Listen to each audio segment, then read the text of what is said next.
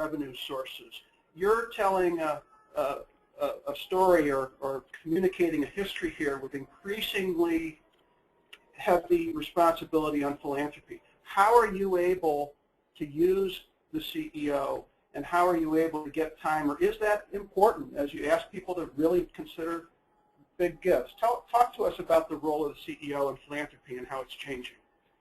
Well, I think the role of the CEO in philanthropy and healthcare is increasingly important, and it is becoming much like the role of a president at a university. So for decades, presidents of universities know that one of their primary responsibilities is fundraising. But if you look traditionally at the CEOs and presidents of hospitals and or healthcare systems, they did not presume that that was a primary responsibility. The CEO that we have had actually come from an operational financial background, and we have shared a long tenure as co-leaders on this, which you said at the beginning is very important, so we've enjoyed that. But I did have to teach him how to fundraise because that was not something he had done. So I think with everybody you have to understand how does your leader think and what is their background and how do you reach them given their background and how they think. So I knew that my leader operated very strategically, very operationally, very financially. And if I could get him to understand the financial impact and the return on investment of his time, and if I could prove the outcomes, meaning get some early large gifts that enabled some great things to happen in our organization, that I could quickly garner his trust, credibility, and respect, and he would then choose to spend his time with us because it was a great ROI for him. And that's, in fact, what has happened, and sometimes he's even probably accused by my other colleagues of spending too much time on fundraising, and I suspect I'm the only person who on this call who's going to say that. But his answer is, it's the best ROI. Well, I have a dinner, I get $1 million gift. You know, I increase our pie by $1 million by that dinner. And then it takes a lot of operating margin to get that $1 million. So we also expanded it beyond him to our presidents of our hospitals, particularly our flagship hospital, and our executive vice president over the entire system. So we didn't just look at our CEO as a valuable leader and inspiring gift. We looked at all of our top leaders, and they almost became competitive with one another as to who could help inspire the biggest, greatest gift. And did they all need a lot of training and time on your part? I would imagine if you've got a whole group of presidents or CEOs that you're going to find them at different points in the spectrum of understanding and experience and probably just natural ability when it comes to fundraising. Yes, on everything you just said. Yes, different levels, yes, different experiences, but yes, they all required significant coaching, and they've all responded extraordinarily well to that. And is that mostly you, or is it other people on your team? Is it, you know, sort of team effort? Once I had relationships of trust, credibility, and respect with these respective leaders, I then started getting my vice presidents involved, and they now have that same relationship and can handle calls. Then we started getting directors and senior development officers, and we even have some development officers who are less experienced, able to handle meetings and visits with folks at the top. And that was very strategic to get more people than just myself able to work with our top leaders effectively. Now, Rich, we mentioned earlier how complex these institutions are, and I know that you must have your time pulled in many, many different directions. Physician relations, critically important. All the different disciplines of care and being highly ranked, extremely important. The relationship with your medical school, very important. How, as you describe philanthropy evolving as a higher strategic priority, what are the struggles or what are the challenges or what have you done to focus more of your time in this direction? Well, I'm sure if the head of our foundation was on the call, she would say I'm not spending enough time. I mean, as Sherry pointed out, we're evolving down this path, and we get pulled in multiple directions. And success does breed success. If you're right, when you're out there and you can end up getting that $1 million gift, that certainly would help me say, okay, let's go do that again. That was kind of fun. And so slow, and I would say here slowly, given our complexity. It's clear that as the president of the hospital, I need to role model the behavior. So I am spending more time with our foundation board with our executive director, helping obviously to move from a special events to major gifts. In addition, though, we're also trying at the same time to bring along, as Sherry mentioned, the rest of our executive team, our chief medical officer, chief nursing officer, our chiefs of service, so our physician leaders, some of whom do fundraising with our partner, WashU, but we also obviously need them to help us, particularly around some of the clinical programs. So we're approaching this not just as it's the sole role of the president of the hospital, but we need to bring the entire executive team up to speed on that. And we still have a lot of growth to do in that regard. We have a question from the audience that actually times perfectly with where we want the discussion to go next. Rich and Sherry institutions both participated in some benchmarking that we did together recently, examining the success factors in philanthropy in academic medical centers that are affiliated with major medical schools. One of the outcomes of that study, which on one hand seemed common sense and on the other hand to the degree it was true was striking, was the correlation between the investment in major and principal gift fundraising and fundraising results, which in this case was measured by $1 million and above gifts. And just to clarify, these were $1 million gifts made in one transaction, not multi-year pledges that added to $1 million. And there was a very direct correlation between the investment in major and principal gift fundraising and those results across the benchmarking. Sherry, starting with you, you clearly ramped up very significant philanthropic goal. Can you tell us about how you've ramped up your investment in major and principal gift fundraising during the course of this campaign, or maybe even prior to that, and what you see happening in the future in that regard? Yes, when I joined UH about 8 years ago, there were 21 people on staff. Only 1.3 of those people had responsibility and accountability for major gift fundraising, which they defined as $100,000 plus. So it was a very quick diagnosis that just like a school without teachers, a hospital without doctors, I had a fundraising shop without fundraisers. The general rule of thumb is that you want half of your staff to be accountable for fundraising, and in my case, I decided nearly half was going to be accountable for major gift fundraising. And in order to accomplish that, we set minimum qualifications that ruled out the vast majority of people who were already here, that to be a senior development officer, you had to have 5 to 8 years of consistently closing 5- and 6-figure gifts. To be a development officer, you had to have 3 to 5 years of consistently closing 5- and 6-figure gifts. When you put that minimum qualification out there, you rule out people who have a lot of development on their resume but aren't major gift officers. So that was the most transformative thing we did, and then we went out and hired people who had proven over and over again that they knew how to close gifts at that level. And right now we only actually hire senior development officers. Our turnover rate of development officers was about twice what a senior development officer turnover rate was, and that's usually because they just weren't experienced enough at major gifts to meet the performance expectations. So we now only hire senior people who have consistently closed those gifts. And then we set, of course, like everybody else, we set metrics, and we do a lot of training, and we provide a lot of support, and the vast majority are very, very successful, hence our ability to raise the kind of money we're raising. What kind of challenges have you had in identifying and recruiting the staff? I mean, I think we all say that there are challenges in the depth of the talent pool in major gift fundraising.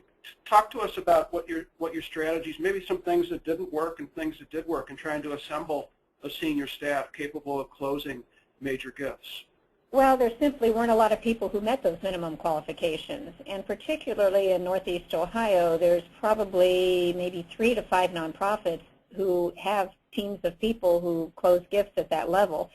So we had to look a little bit further out, and it's hard to get people to move to Cleveland. And now it's much easier. We've just recruited people from all over the country because our results are good and people are wanting to be part of this team. But when we were first starting up, we didn't have that kind of reputation. So we had to build our reputation, and we had to have proof that people were successful here. Like, for instance, 48% of our team have all been promoted at least once. That is extremely attractive to people trying to grow in their career in fundraising. So those are a couple strategies we used. Rich, I think that you might be a little bit earlier in the equation in thinking about and beginning to invest more in major gift fundraising. Can you describe what some of the decision points are for you as a CEO in following some of the trends in this benchmarking with an upcoming campaign and really beginning to strategize about increased investment in major gift fundraising? Yeah, sure, and you're exactly right. We are a number of steps behind where University Hospitals is today. Yet we obviously recognize the need for increasing our reliance on philanthropy. And so really, Peter, as you know, with the help of Campbell and Associates, we ended up taking that benchmark study, sharing that with our board, showing the case for why an investment in major gift planning would have a significant return on investment. But rather than just going out initially and hiring major gift officers, we also recognized we have some work to do with our with the board and the way the board is structured. This is a foundation that's been used to raising $10 to $12 million a year, as I've mentioned before, predominantly through special events. And we need to change that philosophy. So our first step before we release dollars to go out and recruit staff is to basically reframe, restructure our board makeup. Once we do that, which hopefully will occur over the next 6 months, then we're going to give our foundation team and our executive the green light to begin to shift investment in staff in a manner similar to what Sherry just described. So we're cautiously optimistic a year from now, at least the balance, maybe a year and a half now, the balance of the staff for the foundation will begin to skew more towards major gifts and less from special events. We're coming to the sort of final stretch here. We are going to extend a little bit past 1 p.m. Central. I hope that's okay with Rich and Sherry, just about 5 minutes, given the fact that we started late. There are a couple other questions I want to ask, but Sherry, first I'd like, if I could, circle back with you. You mentioned metrics. Can you give us a sense of the metrics that are in place? I'm interested to hear maybe how you frame the metrics for major gift officers. Is it dollar goals? Is it visit goals?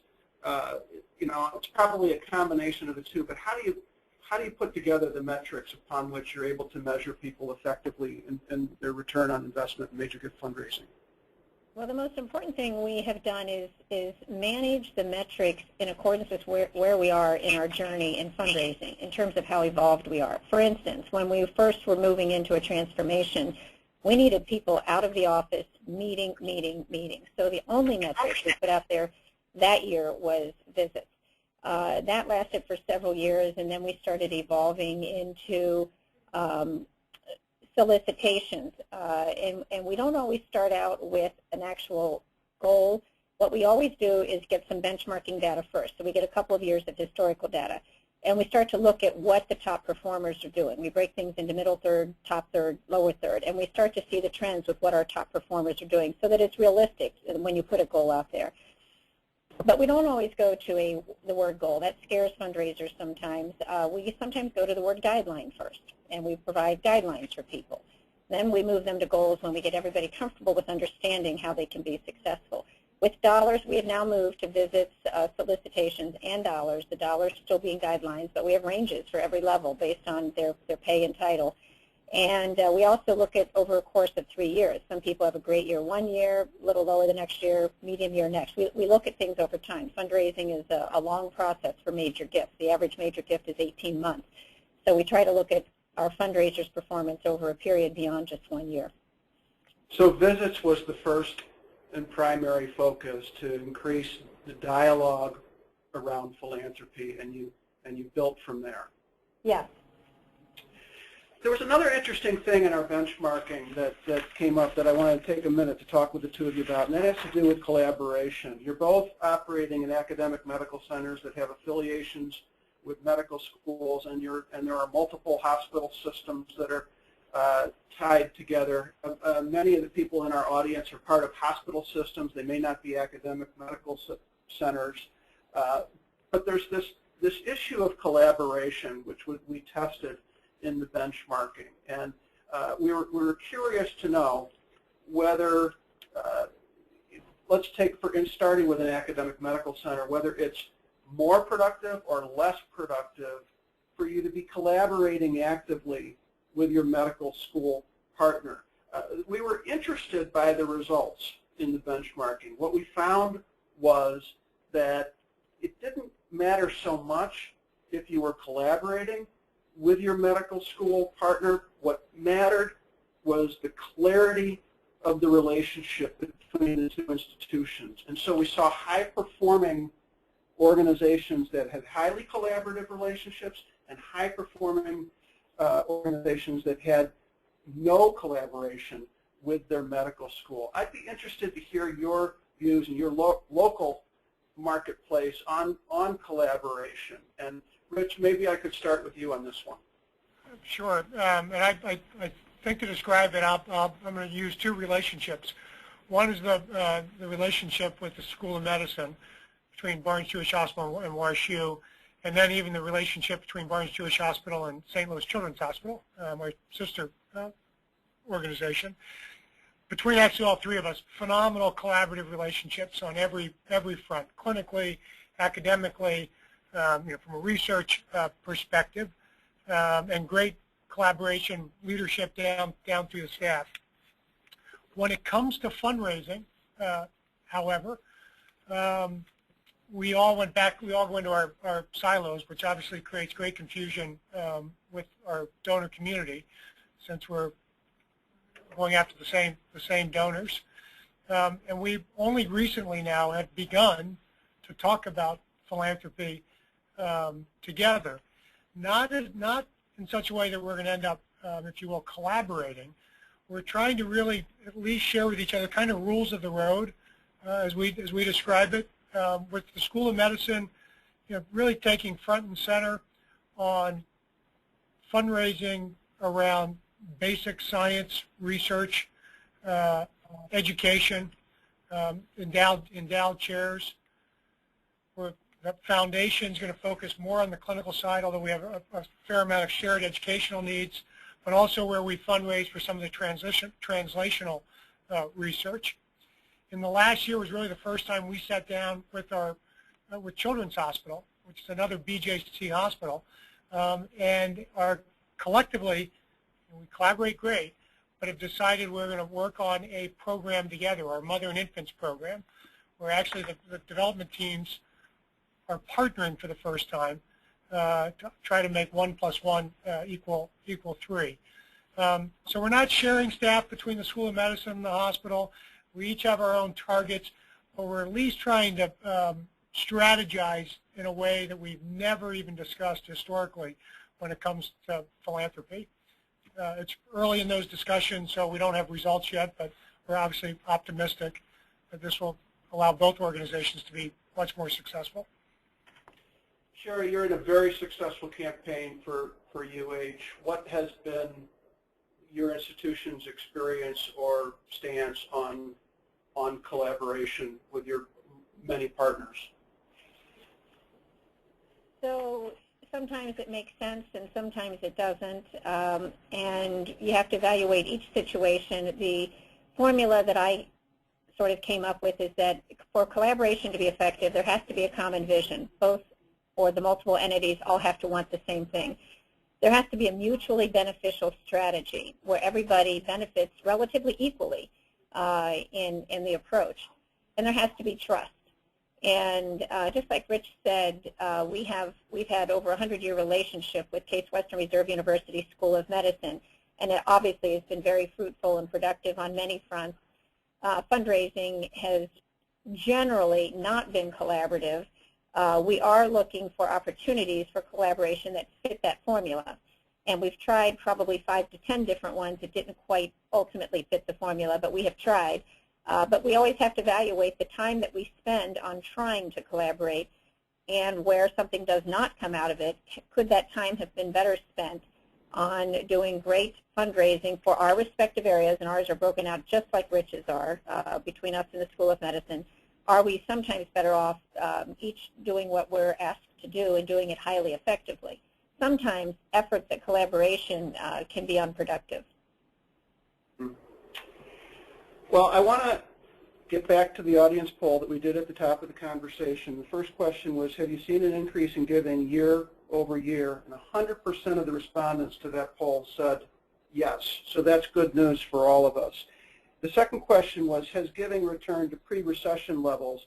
44% said yes, and 56% of those who responded said they have not yet, even though they're increasing their returns, they've not yet seen the pre-recession totals in philanthropy. We're coming to the end of our conversation here. We've talked about a broad range of topics. We've talked about healthcare reform and the impact it has on your healthcare delivery. We've talked about philanthropy and it trending upward. We've talked about the impact of healthcare reform on the importance of philanthropy. We've talked about the time of the CEO investing in major and principal gift fundraising and collaboration. And those are really that's a wide range of topics. I'd like to invite each of you just to say, if you could, if you have any closing comments about what you think is most important in this discussion, or some final thoughts in the discussion that we've had.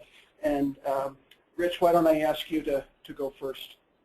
Well, as we've discussed, clearly the need from the C-suite for philanthropy is only going to grow given the external pressures on meeting our mission and our purpose for our community. It is clear that the focus needs to be on major gifts, and in order to be successful, the executive team needs to be educated, and don't assume that individuals like me know how to fundraise. So the partnership with our development team is absolutely critical, and together we need to develop that case statement, those strategic priorities that we can present to our community in a very, very compelling way. And as in our development team, we need to make sure as executives that they are true partners in fulfilling the mission and the vision of our enterprises. Sherry, your final thoughts? What I've noticed when I've had a lot of healthcare systems reach out to us for guidance is that probably the most important thing is that there be this very strong relationship between the CEO and the Chief Development Officer. It has to be a tenured, ongoing relationship, and it has to be a relationship of trust, mutual trust, credibility, and respect. Without that, none of the other factors in success are going to work. And when I talk to others, I ask that question, and very often the answer is no, I don't feel we have that. And without it, I'm not sure how one can be effective. So to me, that is probably the absolute key, and it's becoming more and more important to be that kind of partner with your CEO. I want to thank both our panelists very much. Sherry Bishop, Senior Vice President of Institutional Relations and Development and Chief Development Officer at University Hospitals. Rich Leikweg, President of Barnes Jewish Hospital. And we really appreciate your time, your thoughts today. I want to thank also my colleague Adam Wilhelm, who gave the introduction of the topics in this webinar, and my colleague Sarah Barnes, Director of Marketing. And Sarah, let me turn it back over to you. Sure. Thank you, everyone, for staying a few minutes late. We really appreciate that. Again, thank you to Rich and Sherry. We have an upcoming webinar that we thought you might all be interested in. You can join us on Wednesday, January 23rd. That is next week, actually, for using analytics, or what's your data plan using analytics to drive fundraising success. And that's the webinar is complimentary. You can register on our website at campbellcompany.com. we hope you all have had a great start to the new year. And if you have any questions, feel free to get in touch with us. Hope you have a great day. Thanks. Thank you. Thank you. Thank you very much.